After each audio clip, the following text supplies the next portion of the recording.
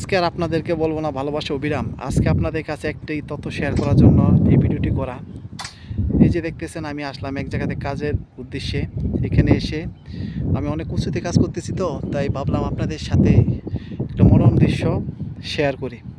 এই যে দেখতেছেন পাহাড়ের নিচে এখানে যে কতটা উঁচুতে মানুষ একা একা বাড়ি বানিয়ে থাকতে পছন্দ করে, আসলে নিউজিল্যান্ডে না আসলে কখনো আগে জানতাম না।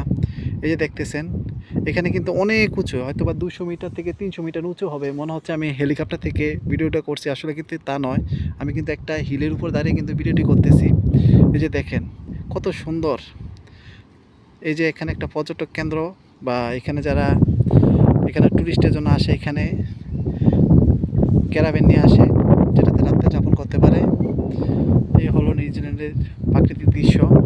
আর যদি ডিম কান্ট্রি হয়ে থাকে, আমি মনে করি নিউজিল্যান্ডে হবে তার প্রাকৃতিক সবচেয়ে বড় একটা ডিম কান্ট্রি।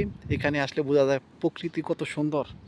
আর এখানে এত হাজার হাজার গাছের মাঝখানেও মানুষ যে গাছগুলোকে কত সুন্দর টেক কেয়ার করে রাখে, আপনার এই ভিডিওটা দেখলেই বুঝতে পারবেন।